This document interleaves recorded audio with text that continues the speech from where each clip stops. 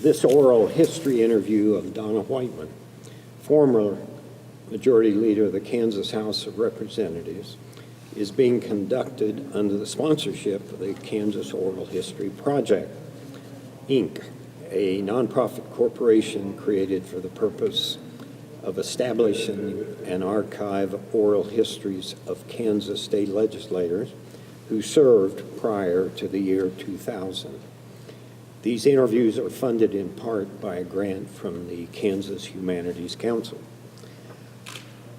Professor Ed Flingy of Wichita State University is conducting this interview at the Kansas State House in Topeka, Kansas, on January 19, 2018. Audio and video services are being provided by the Chapman Center for Rural Studies at Kansas State University under the direction of Tom Parrish. Ms. Whiteman is an attorney, formerly in private practice in Hutchinson, Kansas. She graduated from Evangel College in Springfield, Missouri in 1971 and from Washburn School of Law in 1981. She was appointed to a vacant seat in the Kansas House of Representatives in 1983, first elected to the House in 1984, and re-elected to 3 additional terms, serving from 1983 through 1991. She served as Assistant Minority Leader in the House in the 89 and 90 legislative sessions, and as Majority Leader in the 1991 legislative session. She resigned from the legislature in August of 1991 to accept appointment as Secretary of the Kansas Department of Social and Rehabilitation Services, and served in that position through early 1995. Is that reasonably accurate? That is accurate. Well, thank you, and delighted you are here today and can take time for this interview. We kind of start out by saying, how did you get this political bug? What was your motivation, to accept appointment to the legislature and then to run for a seat? What were you thinking at that time? In fact, when I was campaigning, after I was appointed in the south half of Hutchinson, I came upon an elderly lady and knocked at her door and was saying, I'm running for re-election. Would you vote for me? And she looked at me and she said, why do you want to do this?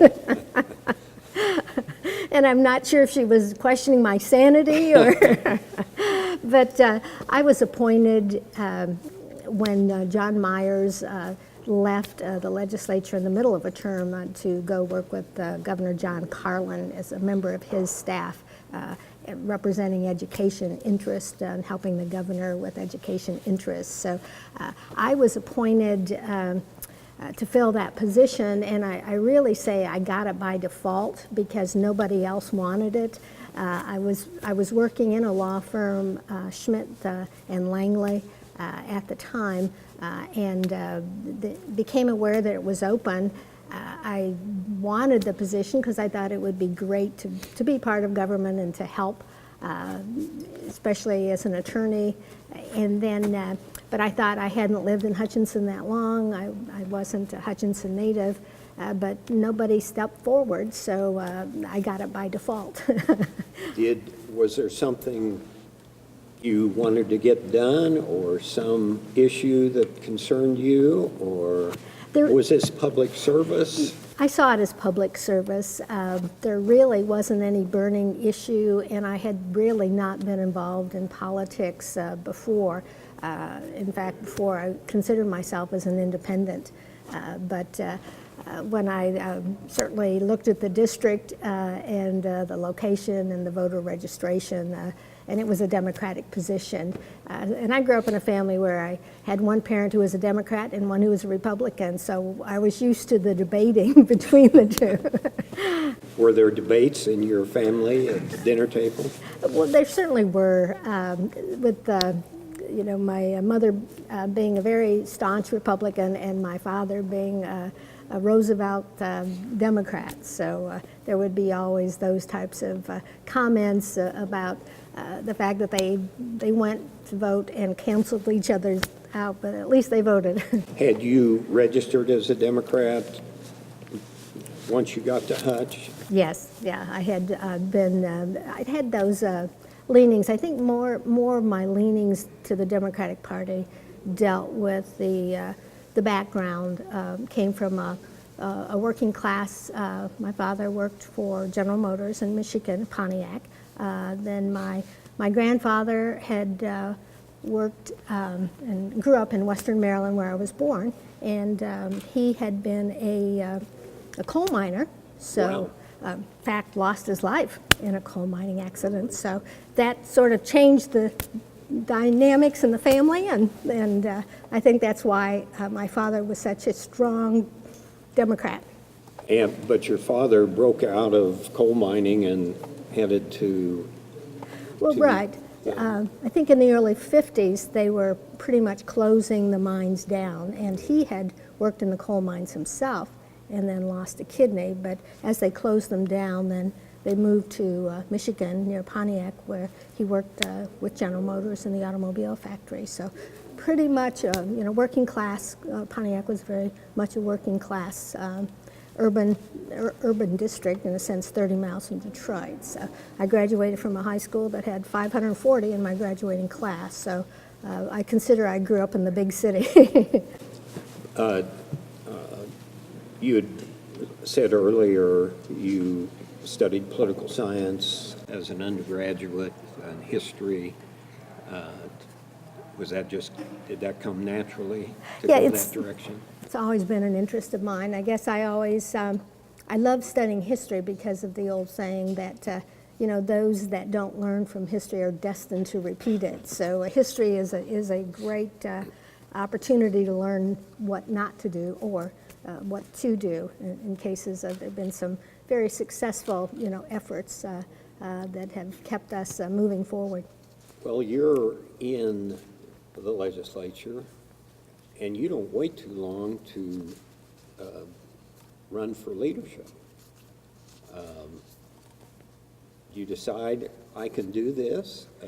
Well, the first, coming in the middle of a 2-year term, I think the Democratic caucus made sure that they placed me next to an experienced legislator. I was placed next to, my seatmate was Vic Miller from Topeka, one of the brightest people, I think, in the legislature. And in fact, he has returned to the legislature now. But I sat next to him, and the rule was particularly during the time I entered that, it's freshmen are to be seen and not heard. And it's a very daunting experience when you're one of 125. So quickly you watch and learn how things are done. And generally, freshmen don't go to the mic very often. That was the rule until you knew the ropes and knew what you were talking about. But I got appointed to 3 committees. I was put on judiciary because I was an attorney and loved that process. And then I was on labor and industry because of my district, and then public health and welfare, and then ended up being on the rules committee. I certainly wanted to be on the education committee, but the speaker at the time, Speaker Hayden, as anyone who knows him going to appreciate, when I, as a freshman beginning representative, asked to be on the education committee as a former teacher.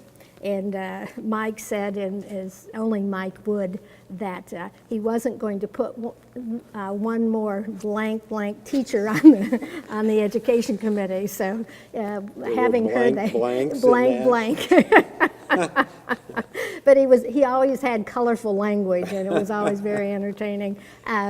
Then I ended up on the House Rules Committee, which would basically, if there was a floor debate and a question about whether an amendment was germane or not, then I would be the Democratic input, and the Republican Party had one also. So we got to help settle any rules fights on the floor of the House, which was always very interesting. Your legal background seemed to be a real aid in this early time in the legislature. Right. It certainly, I think, made me more comfortable with reading bills.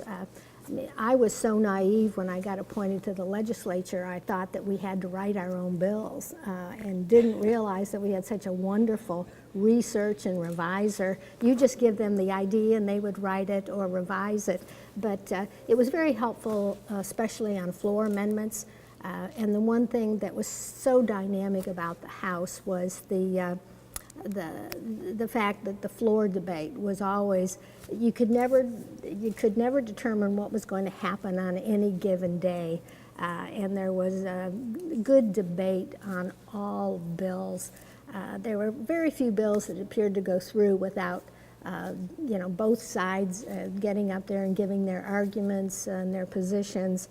Very dynamic. It was kind of a constant learning environment. That plus the committee. I mean, the legislature works through the committee process and relies heavily upon the chairman of the committee and the majority leader referring the bills to committee. But the committee process, to me, was one of the most fun aspects of being in the legislature, because you've got the bill, you got a briefing from the revisor's office and research department, and then you had public hearings, and I was always amazed that no matter how simple the bill appeared, by the time you heard from both sides, the proponents and opponents, it would always give you food for thought. Is this something that we need to pass or not? So and then it went from there, of course, to the House, the floor of the House, and that is a very dynamic, particularly we had some very, very articulate, capable people on both sides of the aisle during the time I was there. So you always learn something listening to the debate on the floor. Yeah. You're not there long, and you put your name out for a leadership position, assistant minority leader. How do you remember that? It was one of those things that after the first session or two, I got very comfortable with the dynamics and the fact that anything could happen on any given day, but I wanted to be part of the helping to prepare the caucus, reviewing the bills, helping to plan the strategy. What's the best way to approach this bill? Does it need to pass at all? Helping other people to understand what the implications of the bill. So I started out as the minority whip, and that really is basically a job where you try to make sure everybody's in their seat and voting. Taking roll? Yeah, taking roll. It's so I go back to taking roll as a teacher at the beginning of the classroom. But then it evolved into, I basically would take all the happenings that happened that week in the legislature and then summarize it into a 1 or 2 pages and then distribute it to the rest of the caucus so that they had an idea of what were the important points, or we used to call it, what were the peanuts of this bill? What's the important point? What are the positives? What are the downsides? So it gave me an opportunity to further review the bills and provide some service based on my legal background to the rest of the caucus. I assume you announced your interest in being assistant minority leader, or were you a shoe-in, or were you, Marvin Barkus was the minority leader at that time, early time.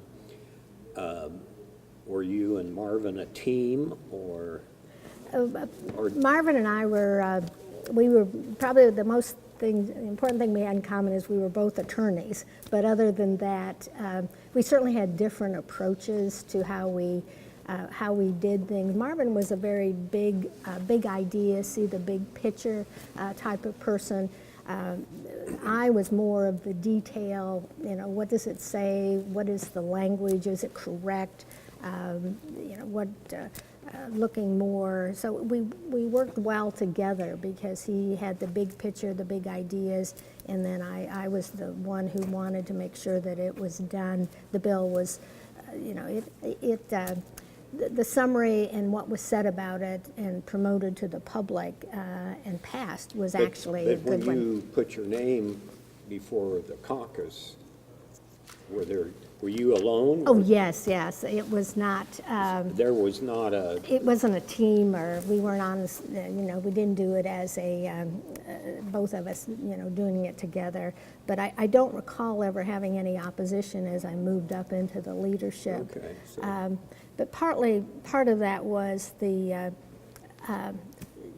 Usually once a bill passes to the House, then there are always.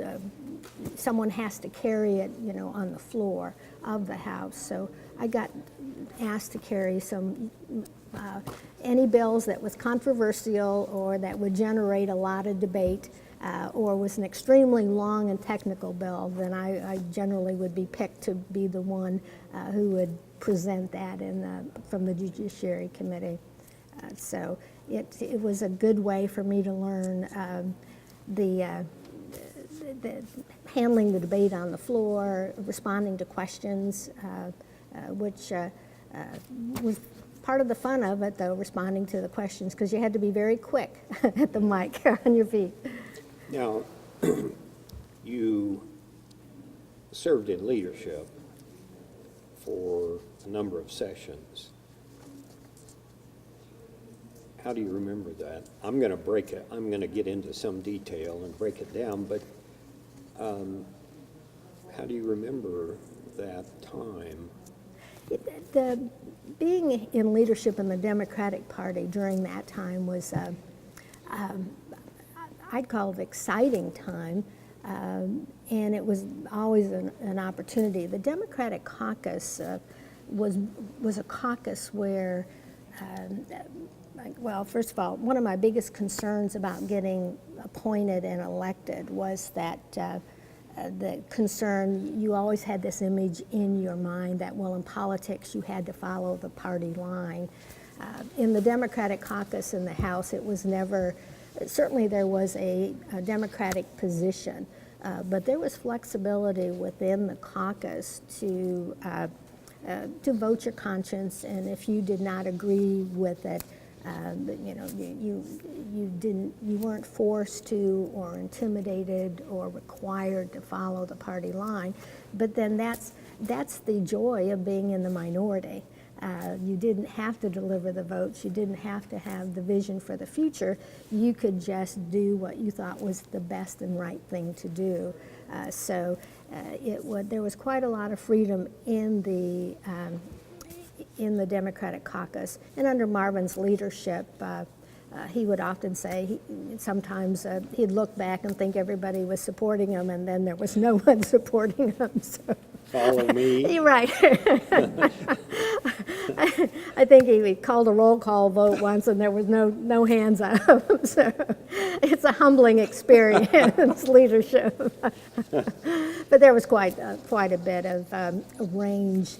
If you disagreed with, in those early years, was there something that you kind of grabbed a hold of and said, this is mine, or was it more, I'm a team member and part of the bigger forces? I think the legislative process forces you to specialize either in your committee work or one or two topics.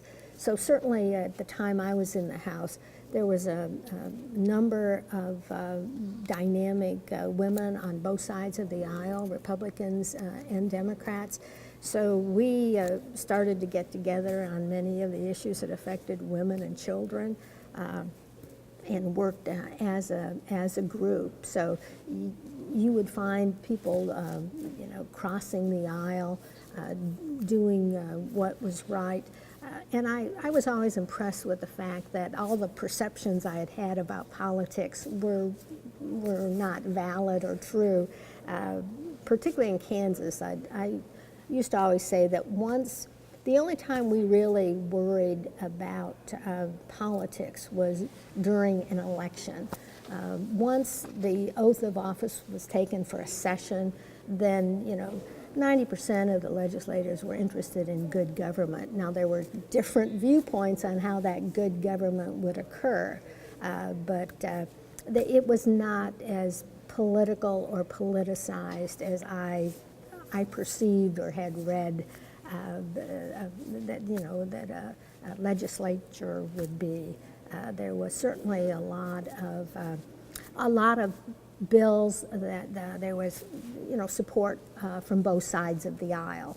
So it was a great experience to see how dynamic and how well democracy can work when their focus is on what's good for people.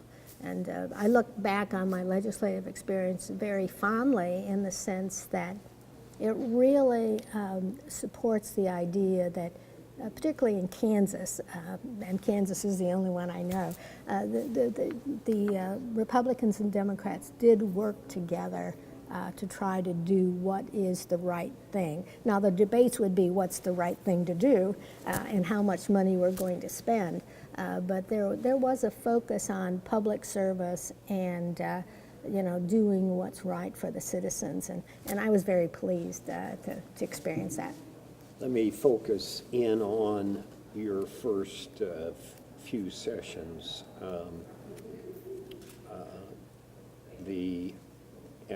And in a sense, policy, 84, 85, 86, John Carlin's governor. Uh-huh. You've got a Democrat in the governor's seat.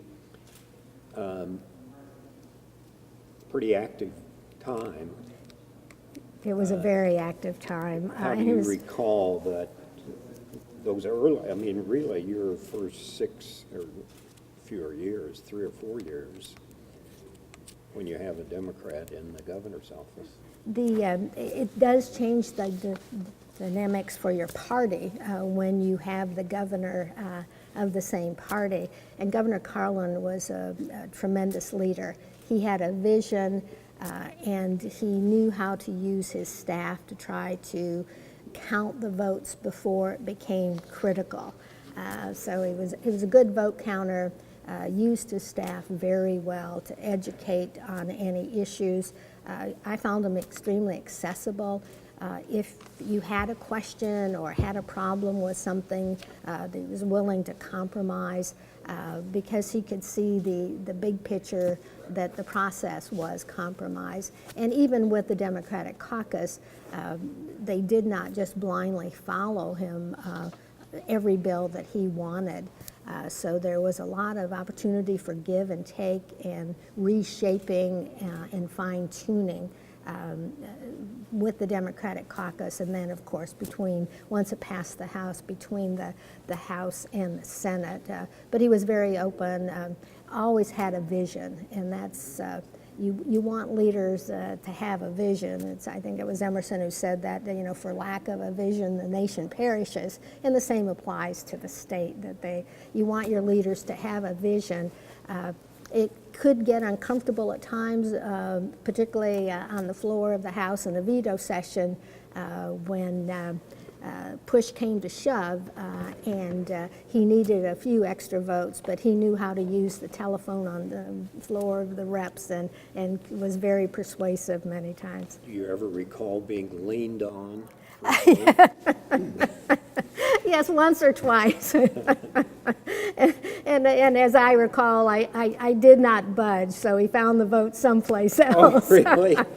What issue were you leaned on that you didn't budge? I think there were some probably appropriations at the very end. and I'm sure from my perspective, it would have always been anything dealing with social services or juveniles. I had a fairly clear vision, having represented juveniles in children in need of care and juvenile offenders, what I felt needed to be done with those programs, and any sort of aid or social services was always a strong point, something I was always interested in. I recall there was a sales tax increase toward the end of Carlin's term. That's the... That give you any difficulty? Yes. I think that I didn't look up your vote, so. I think that was one of the ones where I would have gotten a call and graciously declined. And luckily there were others who felt more comfortable because some reps could go either way. It just with my legislative district, sales tax, hurt the south half of Hutchin and South Hutchinson greater than any other tax, being it's a poor area. So you didn't like a sales tax? No, it's not. If you could avoid it. One of the things you learn very quickly is there is no fair tax, though. It's just, or maybe the saying was that the only fair tax is the tax someone else pays, because it always comes down to, do you want to maintain the quality of service or education, and if so, are you willing, to support it with the money or some sort of tax increase, because it's very hard within any agency or even the legislature. Once you provide and give something, it's very hard to take that away, any new program, because it creates a constituency. So then you have that difficult of trying to get the votes to pay for it, because no one wants any reduced services, but on the same hand, no one wants to pay any more than they currently are. And I think that's the dilemma that every legislative session has. That I always thought the positive side of living in Kansas is that it requires a balanced budget, but the negative side is, and there's always very, very tough choices, particularly at the end of the session on what's going to get passed and what's going to not, and that's where you set your priorities as a legislator or as a party. What are our priorities the next year to 2 years? Let's move on to Mike Hayden as governor. You are 4 years in leadership during that time. As you look back on that, what pops in your head? Mike Hayden's leadership in the House was always interesting, because again, dynamic on any given day.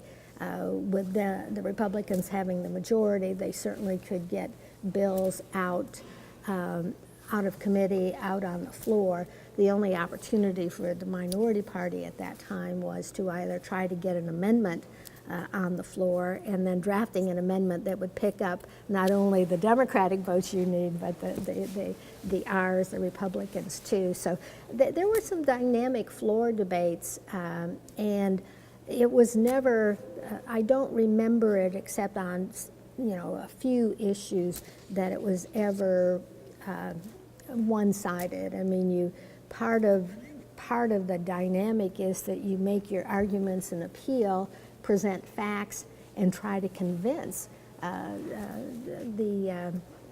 some of the Republicans to vote in favor. And I think the hope that you always had, and the good thing about Kansas, is that the Republicans, our Republican Party was a moderate party. So you could always pick up votes from a Republican, or they could pick up votes from, the Democrats could pick up votes from Republicans, depending upon the makeup of the representatives district. because even a Republican representative would have low income, poor education, and there was a lot of support for education in the Republican Party throughout the time that I was there. There was just never enough money or the votes to get it all together. But you relied upon that, being able to pick up votes from the moderate Republicans. And then the Democratic Party, we had a number of, we would often say, you know, who the cheaper and cheapest of the Democrats, you know, who pinch pennies and were very tight on budgets too. So that's what was so dynamic, and you would see people rising to the occasion that they would ignore the party label to do what's right for their district or what they thought was right for, for Kansas. Typical example have been issues related to the death penalty and even the lottery. I mean, I don't know how many years we debated both of those, the votes were not D's and R's. It was, what do you think is the best approach on this issue for Kansas in the future? Yeah. Some would view Marvin as a partisan minority leader at that time. Were you in there plugging like Marvin, or were you trying to soften his partisan orientation? Or is that even fair? I've never thought of Marvin as really partisan. He certainly had an agenda and wanted to move that agenda along. Marvin had a great ability to reach across the aisle and make friends with the Republicans who may not have been in lockstep with their leadership. So that provided an opportunity to try to get some votes. And most of the time, being in the minority party, unless you reach across the aisle and work and cooperate and try to work with the other members, you will not get anything done. So it was a great opportunity for him. I don't think of him as real partisan. I often say that, I grew up with the Teamsters in Detroit, so even in Kansas, the Democrats are fairly mild. But we got, I think, over the years, a coalition of Democrats and Republicans who would work together on children's issues. And that's the one great thing about the dynamics of politics in the House of Representatives is, depending upon the issue, the coalition is going to change because how it affects and impacts their local districts. You would find, I used to always say, the biggest difference in Kansas is not Democrat-Republican, it's urban-rural, because you would get the rural legislators standing and holding tight on a rural issue if it affected ag. Likewise, the urban issues are somewhat different, at least then. I think now the major society issues that we see of poverty and education are the same, and whether it's an urban district or rural. But to me, it was always, I thought many times we needed to send our urban legislators to survive in rural Kansas, in Galena or in Colby. And likewise, we need to send Colby representatives to Kansas City, Kansas, so that they understand that that problems vary, but the needs of people are pretty consistent. Education, good job, ability to make a good living with health care.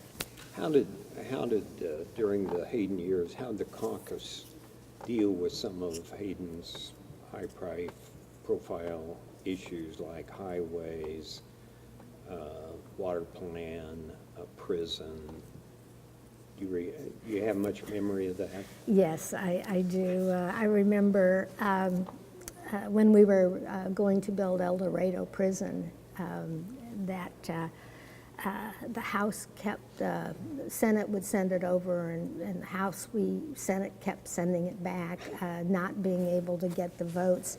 And Mike was always very realistic about how to get things done, and the House, between the Democrats and the Republicans, the votes held out to the extent that the House ended up appointing three of us who were not as experienced and not on appropriations to the conference committee with the Senate to work out the El Dorado prison. And when they finally built it, they even invited the three of us on the conference committee to the opening. So, but that's just an example of how when the dynamic of the House and the votes weren't there to do it, and they had issues with the cost and some other things, then the leadership and Mike succumbed to the will of the majority and basically appointed. I think there were three of us. Tim Schallenberger, myself, and maybe, I can't remember the third, it might have been Carrie Patrick, but I don't think so. It would have been someone else, to the conference committee. And then once we got the issues addressed, then we could come back to the majority in the House and say, we'll sign off on this. So it's an example of the process working. But certainly, the Democrats had to be creative and work with the Republicans who had concerns too. And again, it was an issue of how big, how large, how much, and working together to get that resolved. So the process worked. There was another sales tax increase in that time period. I assume you weren't on the Probably no. I would have. side. The sales tax are regressive, particularly with middle and poor. The only nice thing about a sales tax is that those who have money do pay more, but those who are living on the margin always, particularly sales tax on food. Now, you mentioned getting a lot of things done by Democrats and often moderate Republicans working through things, money issues or big issues. And you'd been on the Rules Committee. Robert Miller was here a month ago and talked a bit about the early in the '89 session. I don't know if it's Marvin or you or who it was, aligning with the rebels to change the rules. And that didn't seem like your normal coalition. What do you remember about that? We basically, part of the strategy was we didn't have the votes to get anything passed, and there were about 7 to 9, depending upon the time, rebels who were not pleased with their speaker had just philosophically opposed many of the things. So, Jim Braden. Jim Braden, right. I remember the Jim Braden era because I was still sitting next to Vic Miller, and Vic Miller was on the tax committee, and so was Speaker Braden. And I remember that first session, I thought I was going to get hit. I knew that one day that after tax committee, Speaker Braden, Vic would get Speaker Braden so worked up over issues that after the tax committee and right after tax we'd go on the floor. So Vic and Speaker Braden were always still debating something from the tax committee, and I'd be sitting, and they'd be right in front of you, and the speaker'd be standing, and I'd be leaning this way in my seat thinking. They were both very passionate about their positions, but they were polar opposite positions. Yeah, there was always prolonged debate on the tax issues. But I would, with the rebels, my role in the Democratic caucus was I generally would meet with them, the rebels, and then we would try to craft a compromise that we could all live with by the time it got to the floor. On the rules, or it expanded to other issues too, that we would compromise and work it out, and then take it back to each of he'd take it back to the rebels, and we'd take it back to the Democratic caucus, and then it was a coalition of trying to make something good happen. That was somewhat of an unholy coalition, wasn't it? Well, many times Were it would you be and, I can't remember, I'm David Miller and there was David Miller, there was Carrie Patrick, Carrie Patrick. Were you and Carrie Patrick together on? Not many issues, but again, on things that would benefit, everybody. You set aside those differences on budgets and perspective on how to do things. And Carrie was, one of the extremely bright person.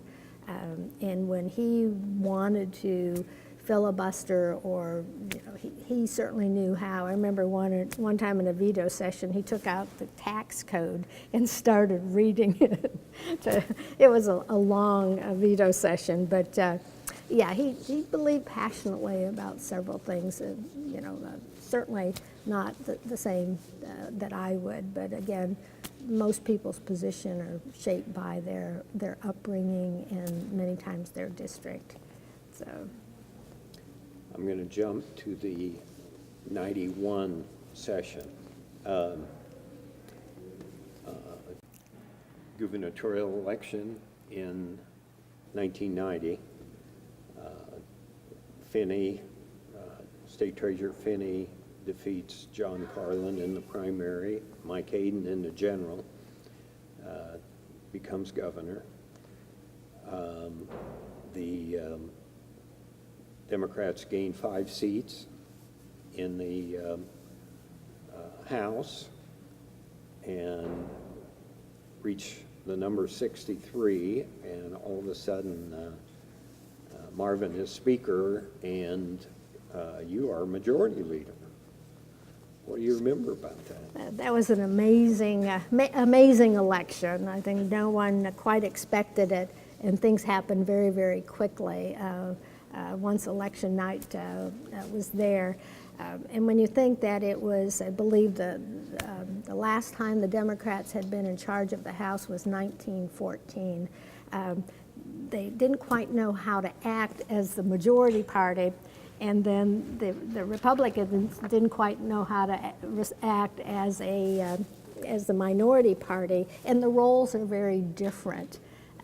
But with a 1-vote margin, and we entered the session there was an election challenge of Elaine Wells, a Republican, at the beginning.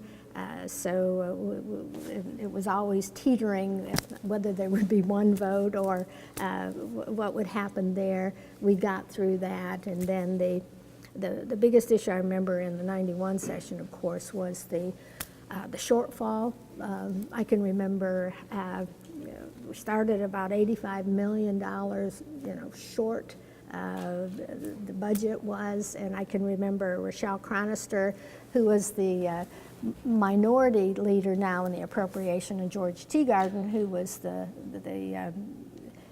chairman of the committee. They did and it was kind of unique because they had big posters that they brought onto the floor of the House, and they were educating everyone on how dire the financial situation was and what was going to need to happen in the budget. So it started off with, there was no money, and then that difficult debate on you're going to raise taxes, you're going to raise revenue, or you're going to cut programs. And it was really, it dominated the whole session. I remember it's one of the few times, and I think the House did finally send over a package to the Senate. There were, I think, 9 Republican votes with the Democrats for an increase of about $119 million. But it was, the whole session was about, are we going to be able to raise enough revenue, or are we going to cut programs? So it was not a good time to be in the majority when you had one vote margin and then a major deficit to work through. And I think the whole session, both the Democrats and the Republicans were, because it hadn't occurred in so long, they were really trying to find their footing and what the vision and where they were going to go. And then you had the governor, who was new to her job, and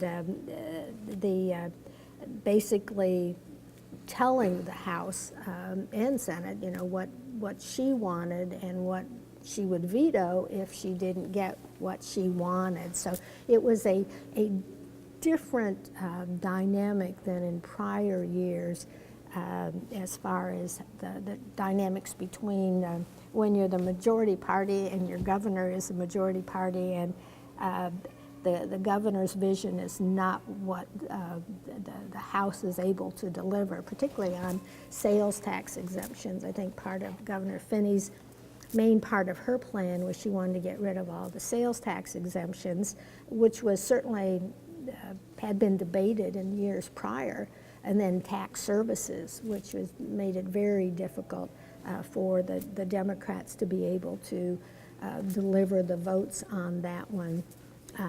And then I think the issue the governor wanted, she wanted initiative and referendum. Again, there weren't the votes in the House, I don't think in the Republican or Democratic caucus for that one. So it made it a unique time between people. I think it caused new coalitions to form between the House Democrats and Republicans, and I think it caused the Senate to stand up. I remember we used to have leadership meetings with the leadership in the House. We would meet with the leadership in the Senate and try to devise an end game plan. And they basically, I think, ended up stepping up and by '92, helping get school finance solved. How do you remember the role you played as majority leader of the House at that time? My job as majority leader was certainly to work with the chairman of the committee and then set the calendar of the House and keep things moving. It was always a time when, if you had to get something out, when you have a 63-62 vote and people go on both ways, you never quite sure knew how many votes you were getting on anything once it went up on the board. So we depended a lot on, I think, more cooperation, collaboration. But I think by that time, the Democrats who had never been chairman of committees, I think they realized that they had to work more cooperatively with the Republicans and moderate and get the support of the Republicans, because even if it came out of committee with a one vote margin on the floor, if it wasn't a collaborative process, a cooperative process along the way, the days where you would just, the chairman would say, it would be a party line vote were over with, because it had to be something that was more cooperative than in the past. So it forced everyone to to step back and look at, where are we going and how we're going to get there with these new dynamics. Now, I didn't mention this to you before. A group of us are doing a book on Kansas politics going clear back to 75 to the present. And I have the special privilege of doing a chapter on Joan Finney. And I've talked to a number of people, interviewed a number of people, and one reason I was interested in doing these oral histories was learning more. I actually had a telephone interview with Marvin before his oral history interview. In the latter, he was much more tactful. But I'm gonna tell you some things he said, and I see if you have any comment on them. In the telephone interview, Finney was impossible to work with, often clueless about legislation, even whimsical, a wild card. Had no knowledge or experience, no legislative agenda. Vetoed bills we'd worked hard to pass without consultation. I sent Wagner and Sebelius up to talk to her without success.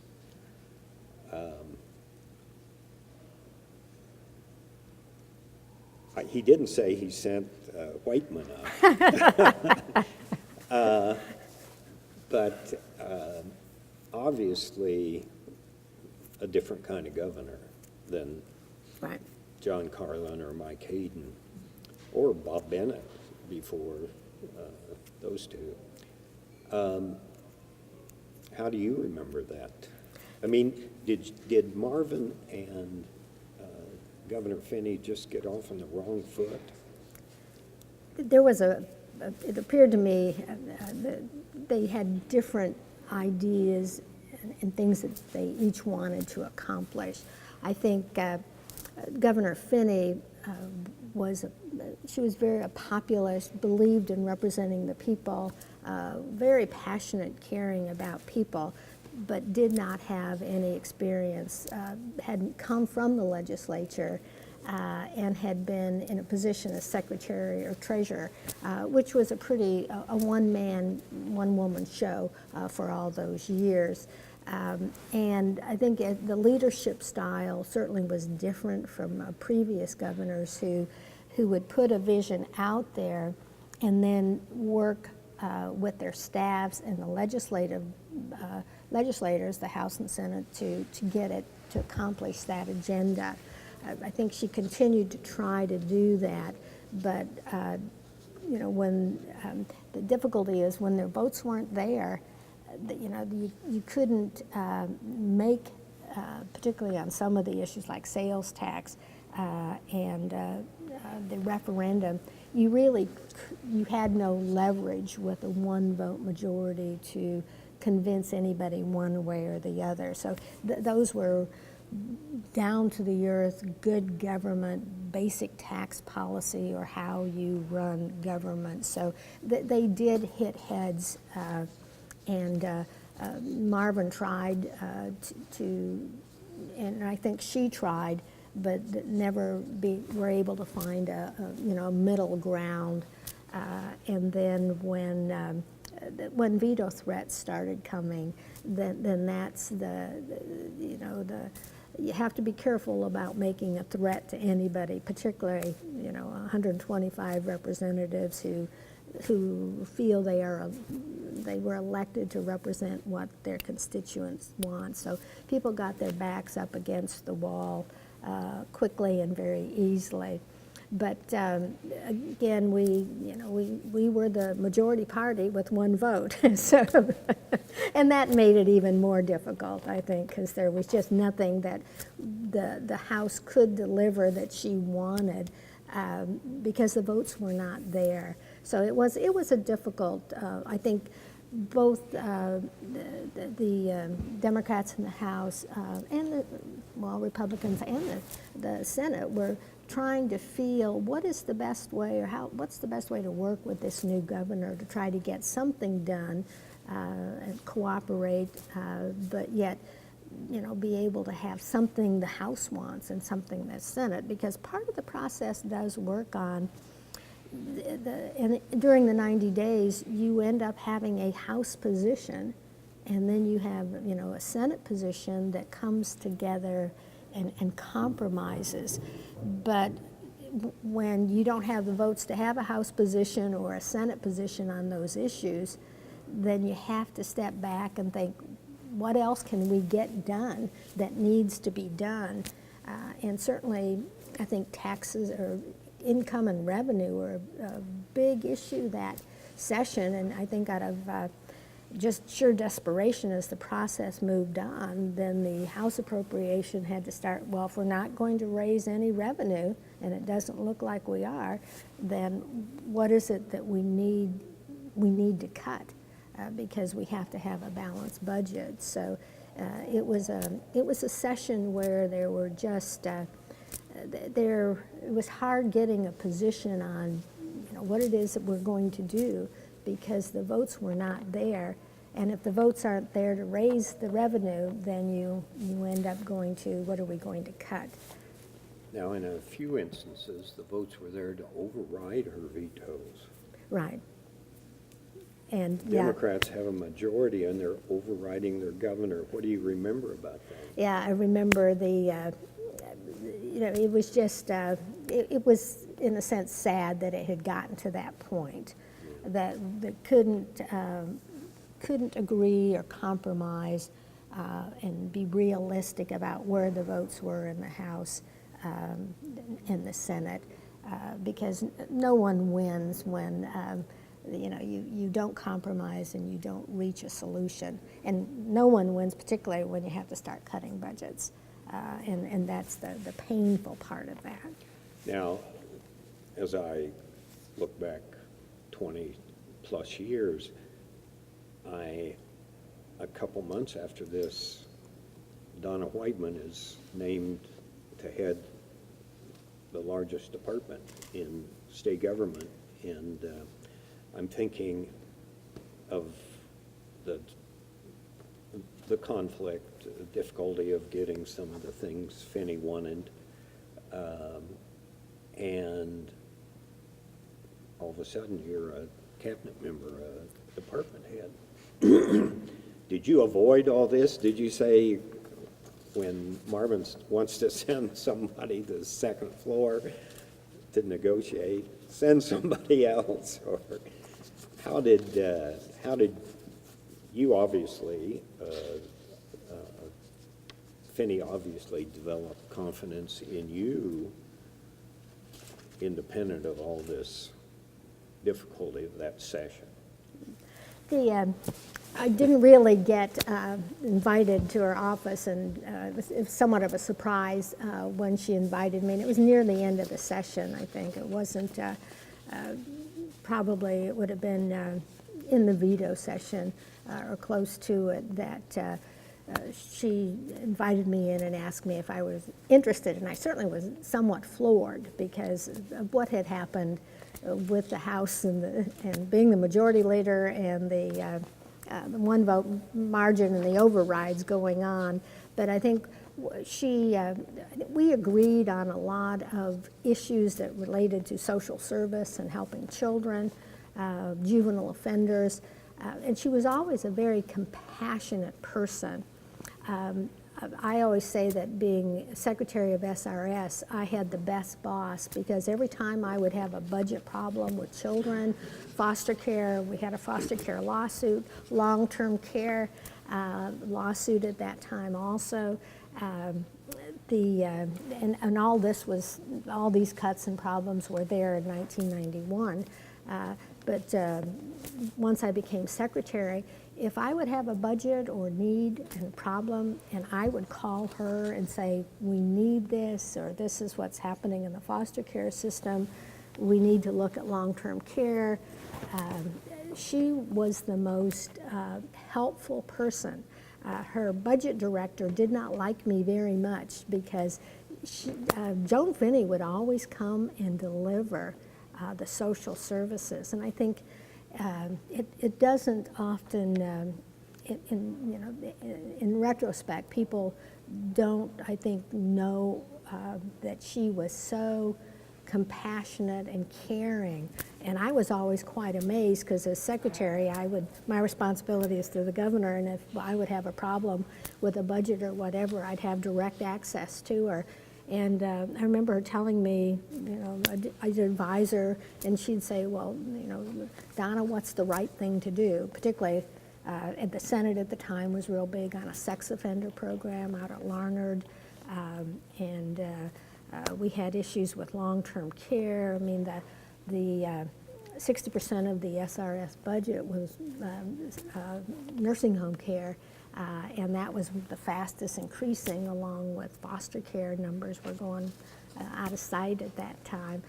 But she was very compassionate about services for children and families, and it must have been just a soft spot because her budget, anytime I needed a supplemental appropriation for children, family, foster care, long-term care, she would make it happen in her budget. Now, her budget director was never very pleased with me.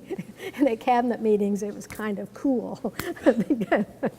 But the governor, I mean, I always say she was the best boss I ever had in the sense that she did meet the need. Now, there was a lot that I tried to do to manage and be preventative, and looking at SRS when I took it over, it's an agency that was predominantly driven by federal mandates, but we certainly had relied as a state on institutional care with our mental health, MR hospitals, and foster care and juvenile offenders. So our commissioners at the time provided, all of them had and prepared a plan of saving money, moving more to community-based services, increasing child support, for the 80% of the children on AFDC weren't receiving any support from their father, so we started an initiative on child support, most wanted posters to collect child support. So we really tried to go into the prevention, but doing things differently. But during that transition time, there were lots of budgets needs, and she would meet the need in the House. I think we had a lot of Henry Helgerson and a lot of advocates for children, Kathleen Sebelius, Joan Whiteman, a lot of leadership on both sides, a tremendous group of women in the Republican caucus, Rochelle Cronister, Elizabeth Baker, Wanda Fuller, who would support that also. So, it's really, while she did not get along with the legislature, she certainly took care of the elderly, the needy, and the children. But I'm interested in, she got along with you. Yes, I got along well with her. When did that start? I'd always gotten along with her. I think we both were somewhat populist, and did you campaign with her at all? No, not at all. In fact, I was very surprised when she called me in and asked me if I wanted the job, because I knew there were two other people in the House, Democrats, who were actively seeking the position. So I wasn't seeking the position, but it was, it was a one-time opportunity, and anybody who would have the opportunity to follow in Bob Harder. I mean, Bob Harder, there for 17 years, had a very efficient, effective organization, but again, nursing home was driving the budget, and there was a foster care lawsuit going on. Again, I'm trying to focus on your thinking. Did you have qualm? I mean, you have arrived at the number 2 legislative position.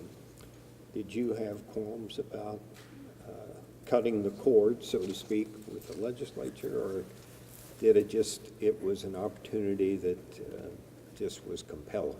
It was compelling to me because it was an area, all the areas that I was interested in over the years in the House. And it was an opportunity to make a difference and see the other side. It was not a goal of mine to be a cabinet level secretary or to administer any, state Marvin agency. didn't try to talk you out of it. No. He said, do it. No, it was one of those things where the history of it, Kansas is a Republican state, so the likelihood that the Democrats were going to remain in the majority for very long was not very. You were looking ahead? I was looking ahead at the time, and it happened to be an area of interest of mine. But in my goal, I mean, I had, even in the legislative process, my goal was never to be a committee chairman or to be Speaker. Yeah, it really wasn't. I liked the committee work, the detail, the behind the scenes type. Never had a desire to be a committee chairman at all, because you spend your focus on trying to build the coalition in a sense, or move the bill along in the hearings. And being a majority leader was great because I got to see the big picture and work with the chairman to get the bills out of the committee and work the way through, and then work with the Senate and the conference committee. So, but it was just an opportunity that I struggled a long time thinking about, because I did enjoy my work in the House. I loved being in the House because it was such a dynamic learning process, and you met such good people.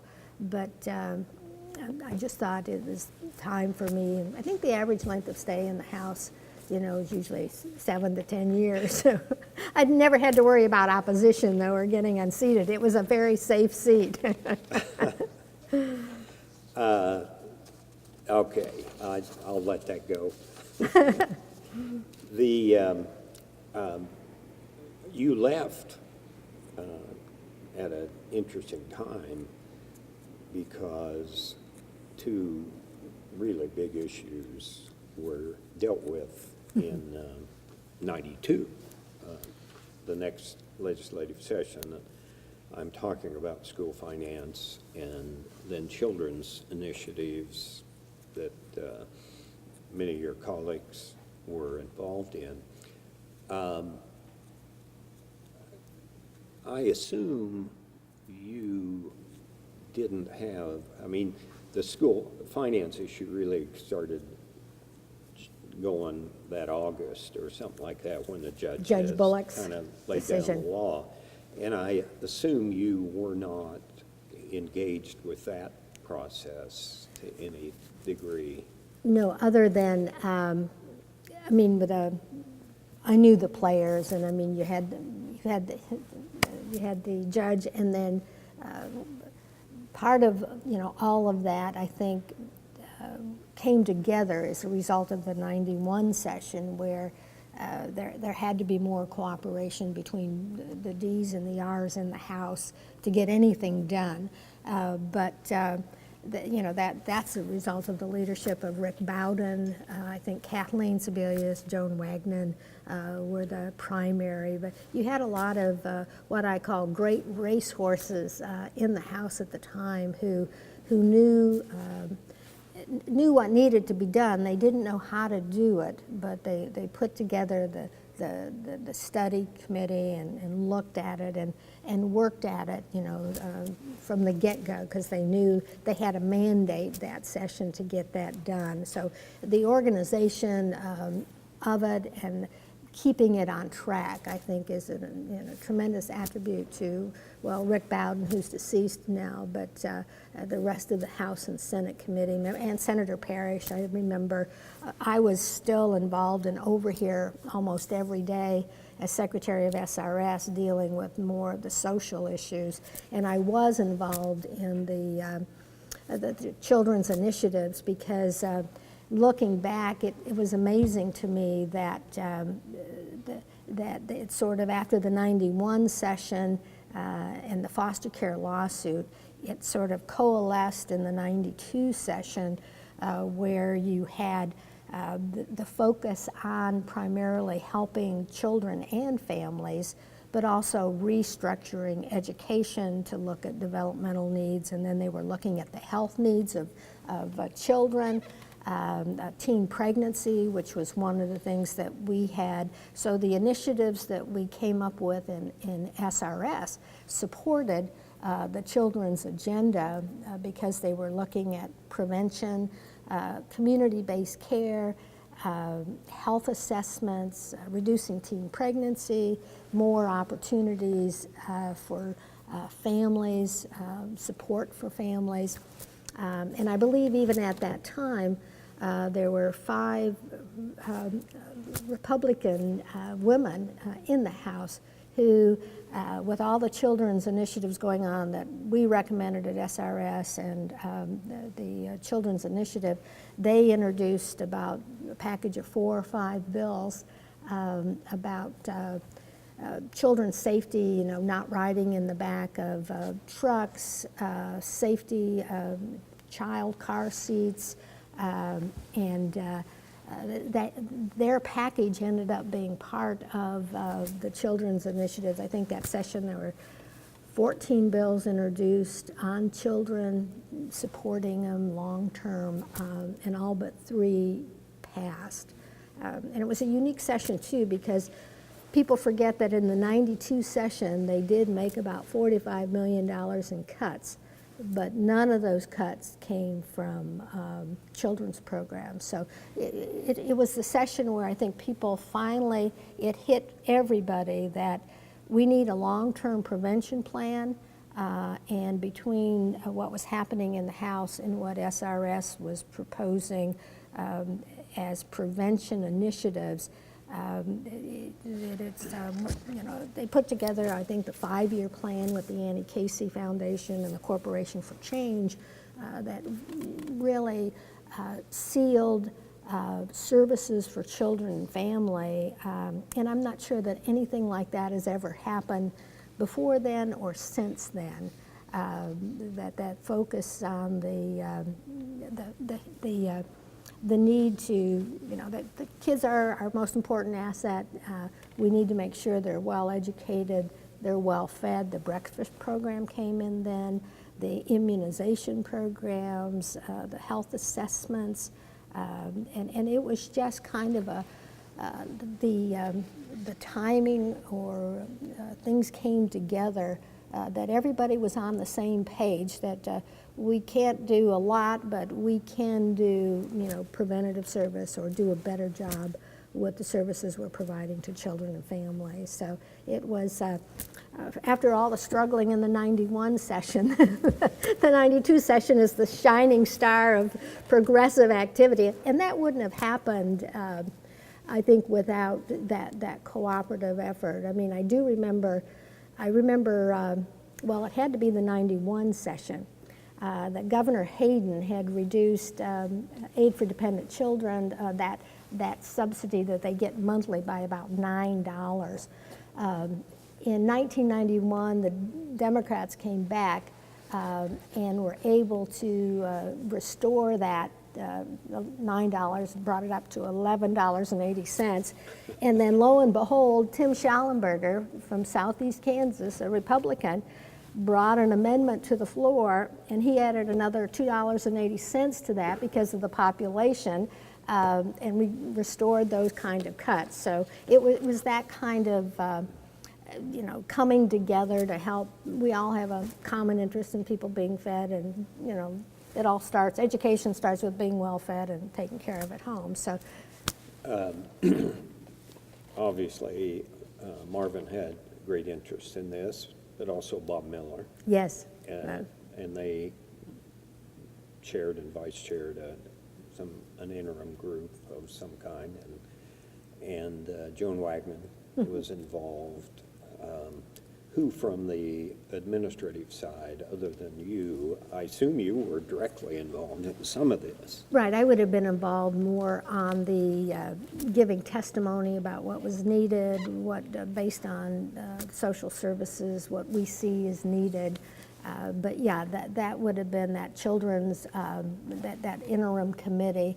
And I think basically Marvin put himself as chair, and then Bob. Quite unusual. Right, very unusual. And then, and they were only, I think there were only 2 senators or 3 on it. Usually there's an equal number from the House and the Senate, but it was a House initiative. So that was accomplished because of the Did you have votes. staff members that were working with that group, or?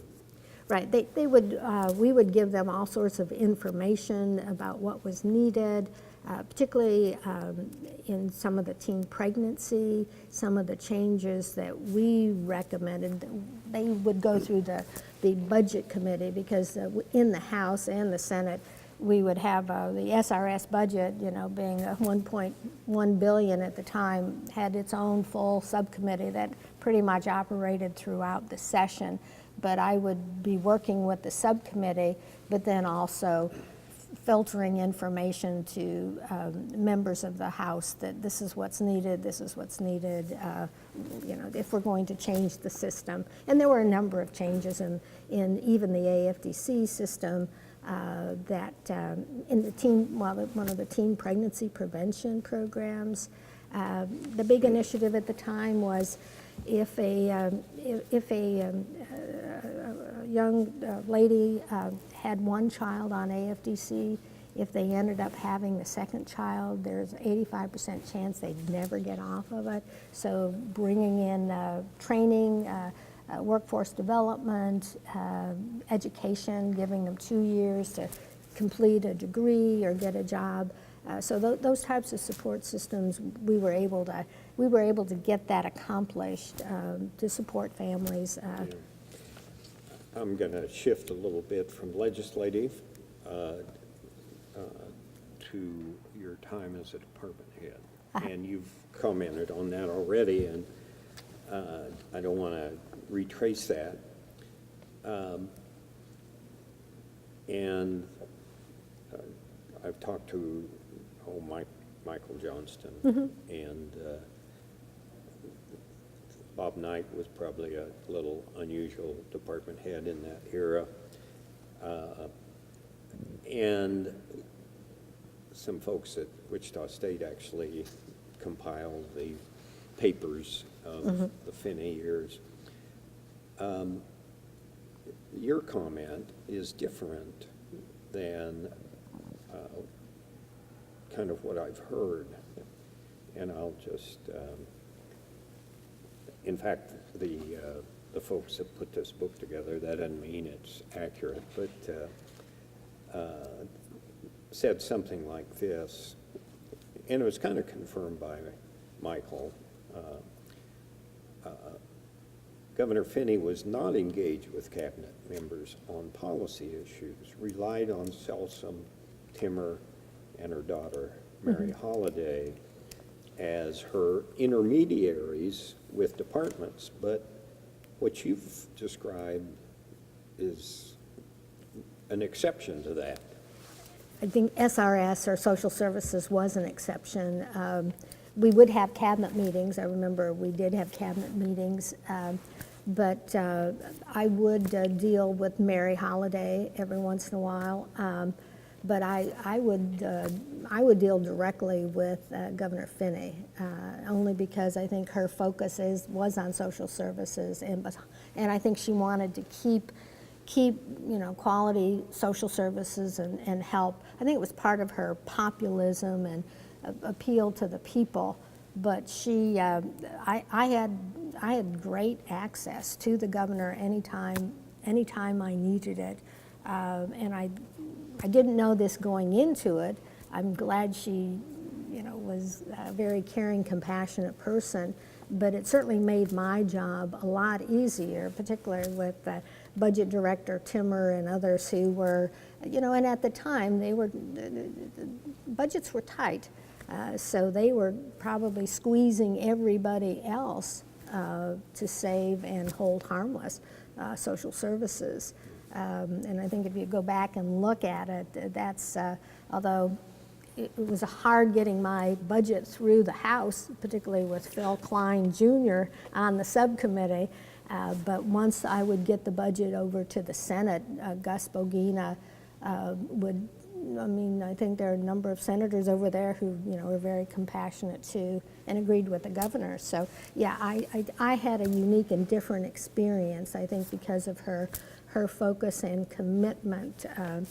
Although I do tell one of the most hilarious stories about the governor, and everybody knows that she loves getting out and meeting, and she would show up at any state any state facility in the state. So I got a call. I was in my office in Docking Building, and the governor had showed up at the Topeka State Hospital. She just shows up at the front and says, "I'm Governor Finney," and give me a tour. So I jump in my car, I get out there, and we get ahead of her and get up with her and meet her and take her on the tour.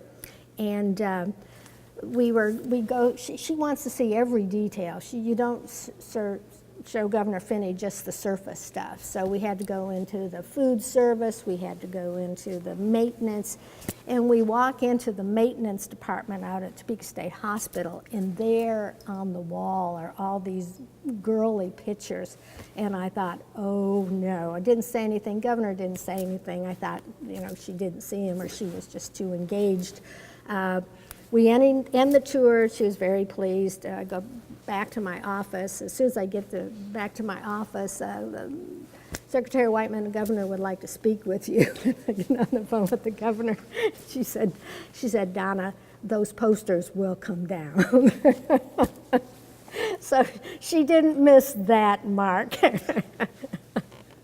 And then when I delivered the message to my superintendent at Topeka State Hospital that we have to have these posters down because, they're not, it's not appropriate in the workplace to have scantily clad calendar photos or pictures hanging on the wall, then we get the pushback from the maintenance department. Well, why can't we? Because, there are never any women who come through here. I said, well, the governor did, and that's all you need. But she was very, it was always, and I was with her once at the Larner State Hospital. She was the kind of governor that always wanted to reach out to people and wanted to be right where it was. You weren't going to show her just the nice stuff. She wanted to be right in there. And I just remember security guards as we get into the secure unit at Larner State Hospital, where some of our most seriously mentally ill patients were. And she wants to go in and meet them, and the security, well, no, they're behind bars. No, I'm the governor. I will meet them, and we march.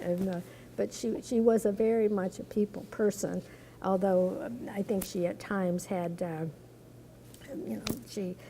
she had difficulty getting along with the legislator because not understanding, I think, she was new in her role, and then not understanding the role of the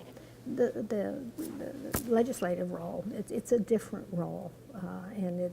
You think? How did that? You saw it up close and personal that first session with Finney as governor. How did she adjust? Did the legislature adjust?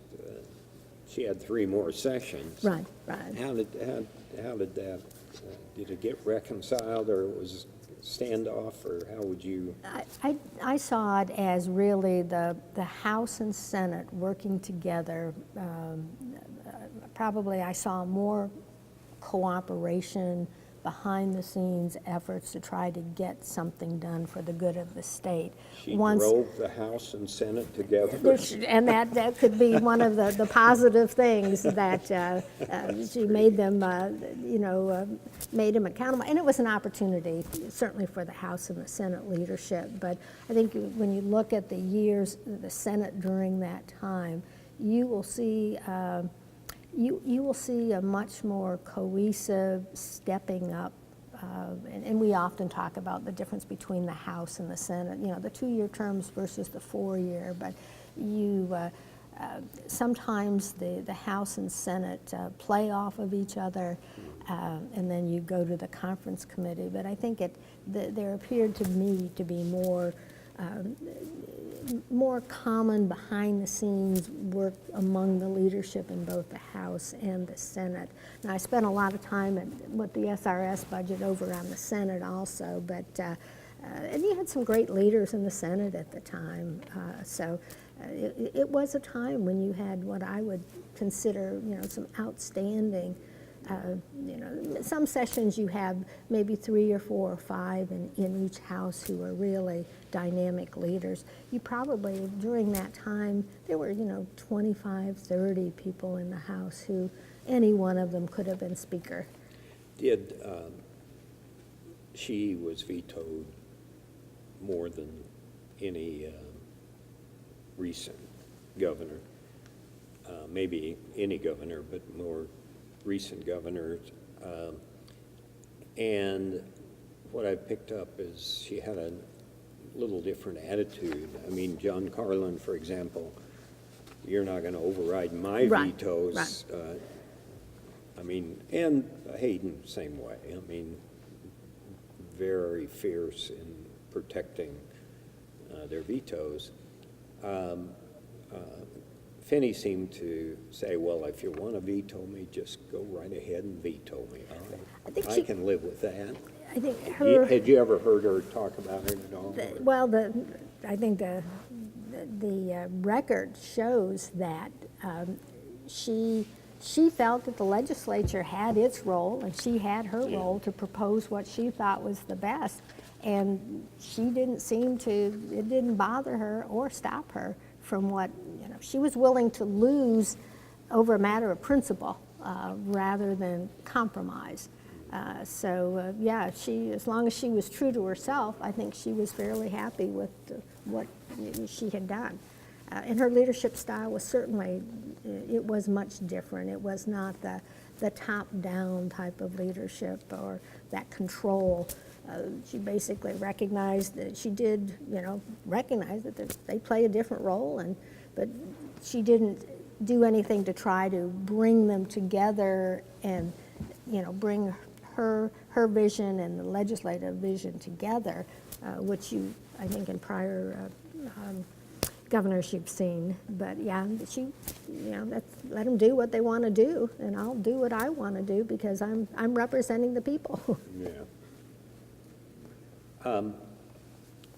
She became the first and only governor not to seek a second term.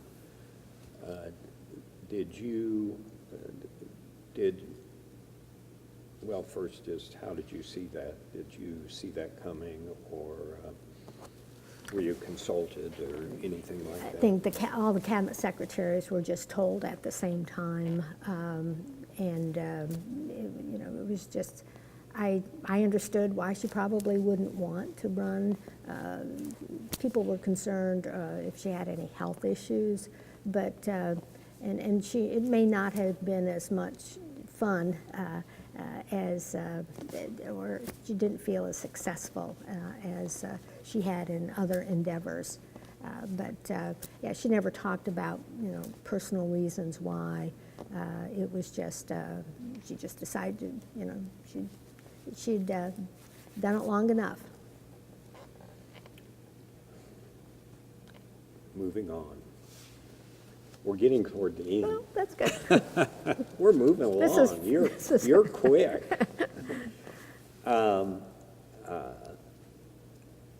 You served at an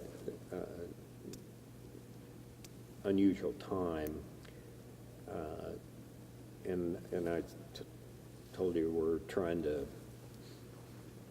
write a book that helps people understand what Kansas has gone through over 40 years, basically, mid-70s through the present. As you look back, and you've had this ability to, because you've been in Topeka and an observer of state politics for a good bit of time. You saw the activism of the 70s and 80s, really, two hard-charging, well, you take Bennett, Carlin, and Hayden, legislative leaders who moved into the governor's office. How do you put that? Can you put that in some perspective? The time you served and the time you've been a little less personally involved. I mean, I think you have a tendency to look back and think that those were the best of times, those were the worst of times. But the perspective I carried out was, and mine's probably a little more unique in the sense that I hadn't been involved in politics before coming to the House. So I saw that the process really works, but it does depend upon, everybody, representatives, senators, listening and to their constituents. And it's a hard job in the sense that, if all they were expected to do was to reflect what everybody in their community said or wants, then we could just give them, all a keypad and they could all vote, like an initiative and referenda. But part of the process is that you represent your local constituents, but there is a time, if you grow and develop, that you become a statesman and you look out after what's in the best interest of every child in the state, not just the children in my part of South Hutchinson. And so the goal is that everybody, through facts and information and education and learning and hearing from people about the impact of a bill or legislation, that you are able to be in a much better position, more informed, to make a better choice for the state, so that our state continues to move ahead. I mean, nothing stays the same. If you're doing everything the same way you did last year, you're falling behind, you're not moving ahead. So the process, I think, is geared towards developing the kind of statesman who will look at, yes, I understand why you don't want to wear a helmet on your motorcycle, but there's also the bigger issue of how much we're going to pay in health care if you get into an accident and end up in a hospital in intensive care. So it's a dynamic process. You always want to make sure that people are making decisions, though, and have all of the information. That the process is not cut short. And I think we have to be careful that we preserve the committee process and then the debate on the floor, looking from an institution perspective, because that's where you get different opinions, different ideas. You may have something that changes your mind, because it is the art of persuasion and convincing. There are very few perfect answers. They're all solutions that take into consideration, diversity, cultures, people, cost. So you want to, you always, at least from my perspective, I hope that the House and the Senate, the legislative process, always keeps that those checks and balances, so that you are getting a good debate, good facts, good information. If you get top-down leadership, sometimes that inhibits thinking, it inhibits information, it inhibits knowledge. So it's very important that I think the process be preserved as it's meant to be, debate, discussion, And in this day and age, I think the issue of civil discourse is more important than it's ever been. And one of the things when I look back at the time I was in the House, we could disagree vehemently on the floor of the House, but after the session was over, there appeared to be more getting together, socializing, building the relationship, getting to know the person, getting to know their district, getting to know why they vote the way they do. And I think that's critically important, that they not only work together during the day, but they start to understand why someone votes the way they do. What are the key points that triggers the reason they vote one way or the other? That more of an understanding the person, and more being civil, and the fact that we can disagree without being disagreeable. And I love that about the House. But at the time I was in the House, there were more attorneys who are used to doing that for a living, that you didn't take things personally. You didn't try to demonize one another. You know, there are times when you say the Republican position or the Democratic position, but you didn't demonize people. You respected them, and, you know, for heaven's sakes, they're all Kansans, so they're all good people. So those, I think we had an ideal time when you had a right mixture of people who were willing to look at and examine tough issues. And you know, no matter how many times we voted on the death penalty, you know, you still talk to the person in the hallway if you saw them. No matter how many times you voted on abortion, you still talk to them. You didn't demonize them or try to destroy their character because you disagreed on what was the right thing to do. So I think the continuing public discourse and that civility is going to be key if we're going to overcome the challenges that we're going to have, you know, in the next 10 to 20 years. You serve your 4 years, most of 4 years, as Secretary of SRS. In the '94 election, Democrats lose 2 congressional seats. There are 14 House seats lost. Dramatic change there. I'm talking about the Kansas House. Republicans actually take the U.S. House as well. What was going on? It was just I think the change, time for a change, and then again the national politics has its many times influence upon what happens at the state level. I'm constantly amazed at how, when we run some of our state elections, people are running against what happens in Washington, D.C., and it's not an issue in Kansas, but you know, they'll run against Nancy Pelosi and use her as a reason to vote one way or the other. So, but we always have to be cognizant of that.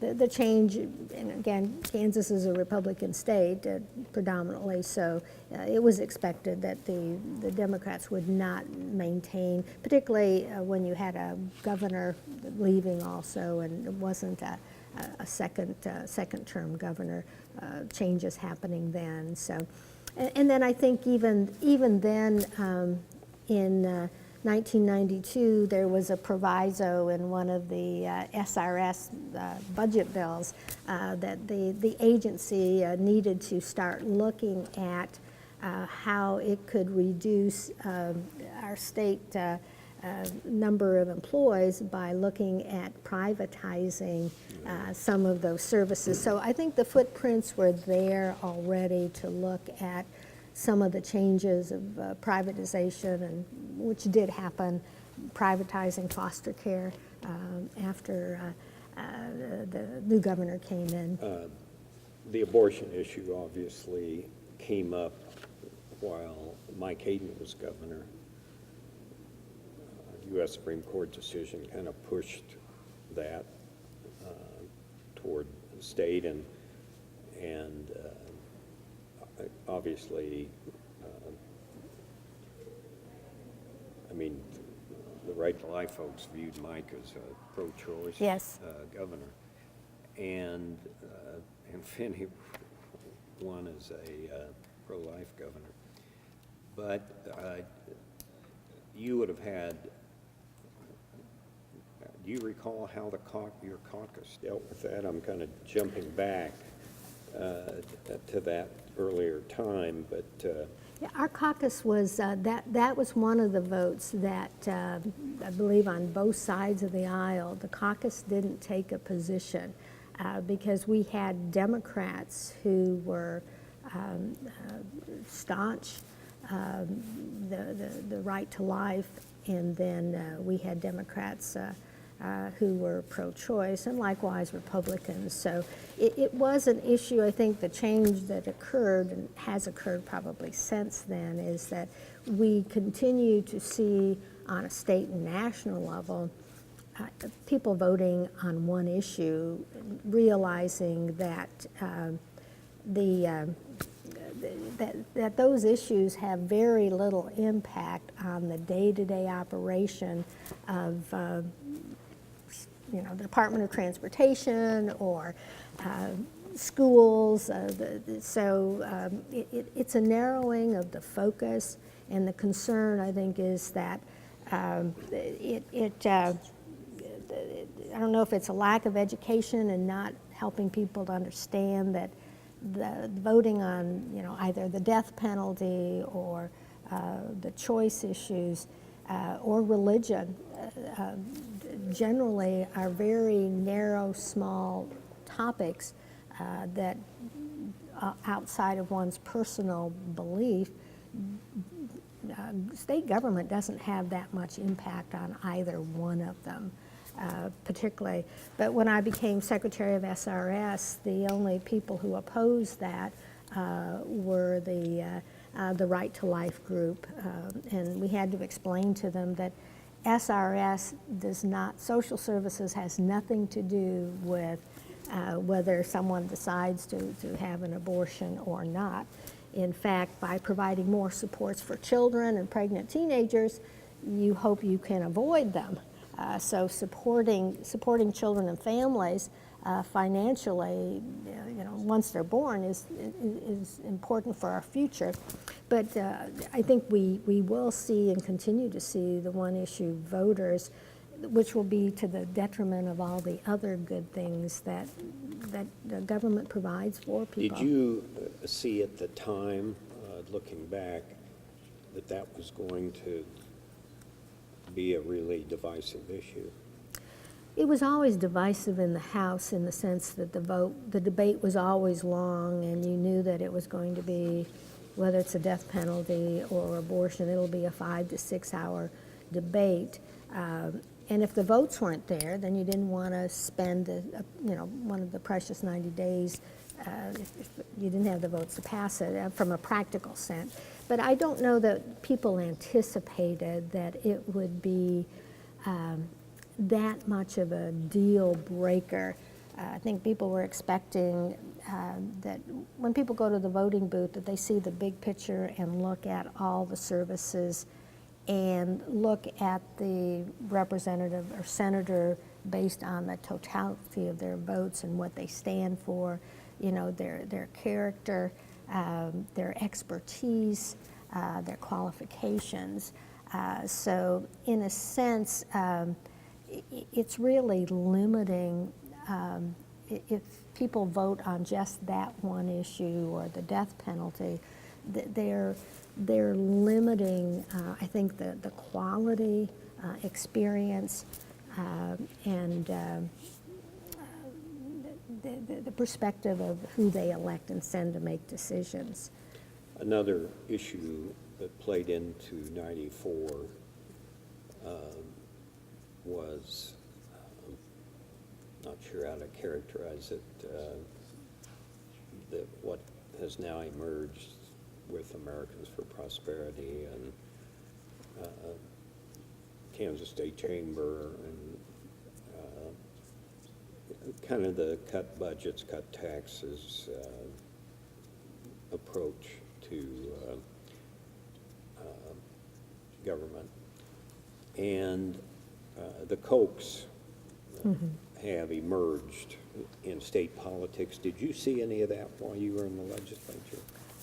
No, we really were, I think most people were still interested in providing quality services to the people in need.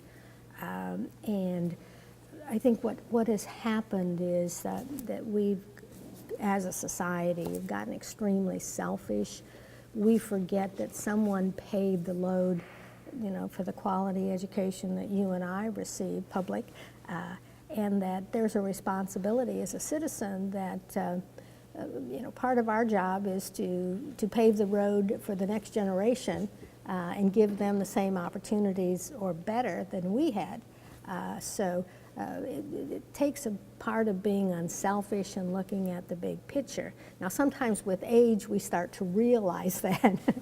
But I think it diminishes us all when we get to the point where we would say, well, I'm doing well and my children are doing well and I'm not going to worry about anybody else. I mean, that is totally opposite of what democracy and equal opportunity is all about. I always say that there are no native, the only Native Americans were the ones who were here when the Pilgrims came. The rest of us all were immigrants at one time or another, our families. So that, and that's what we're about. We're about a melting pot, bringing in new groups of people, assimilating them, giving them opportunities. And they all want to come here because of the opportunities. So we need to continue to make sure that we're providing and making those opportunities stronger and better.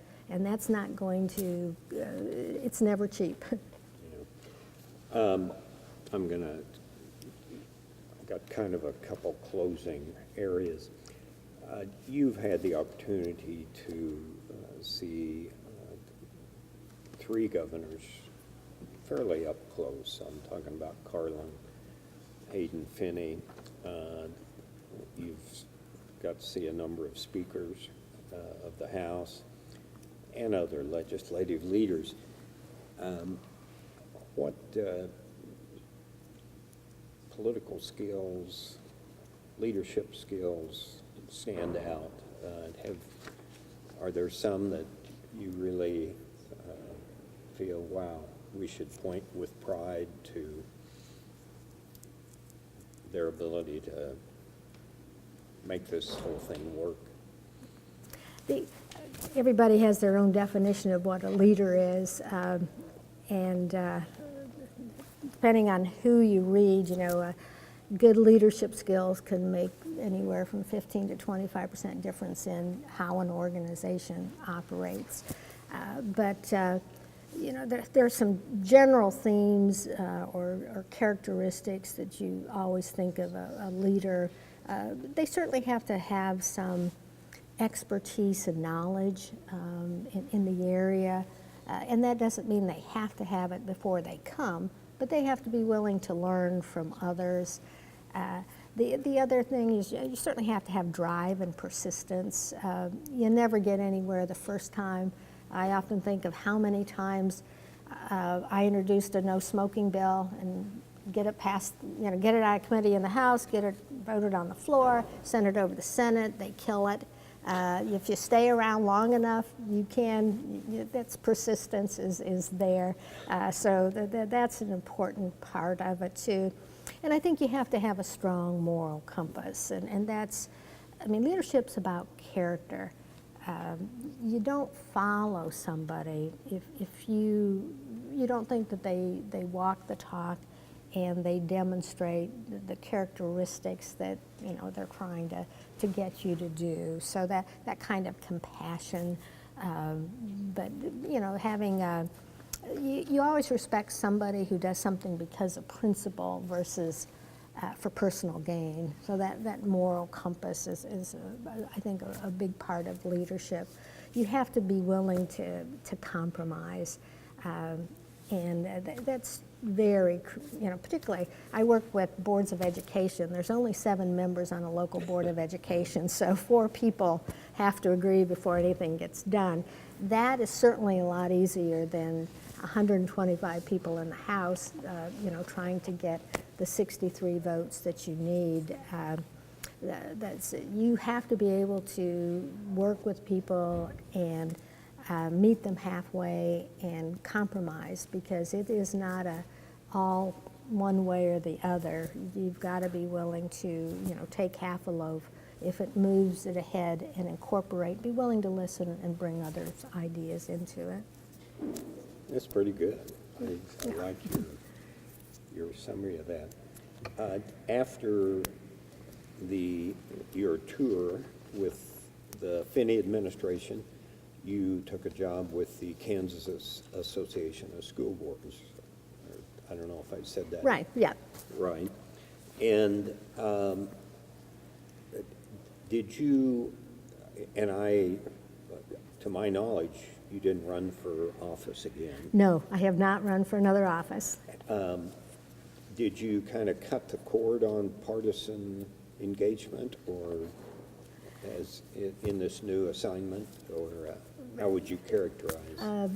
My job now as an attorney, I work with school boards and superintendents and principals. I give recommendations and legal advice to keep them out of legal trouble, but I don't vote on anything anymore. So, but it's certainly, my experience in the House has helped me understand public bodies. And when I came to the House, there were several people in my first, second year I really admired because of their skills and how they conducted themselves. And I later found out that many of them had been former school board members, and they knew a lot more about school finance and local government and how to get things done, because they started working on a 7-person board, having to convince their other colleagues, and then they moved up to the House. But no, I see my role now as just I mentor and support other people who would like to be involved in in good government. Okay.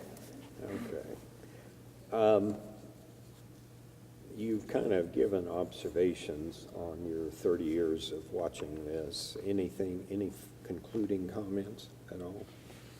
Other than I think the legislative process does work as long as I always want to see a good debate on the floor and a lively discussion of the issues. And I think once that occurs, that's a cornerstone, I think, of good government. Great. Thank you, Donna Whiteman, Well, for thank you for spending inviting time me. this afternoon. You've covered a lot of territory. You had excellent questions. I kept thinking, I didn't know enough to do 2 hours, so you did a wonderful job. Thank you.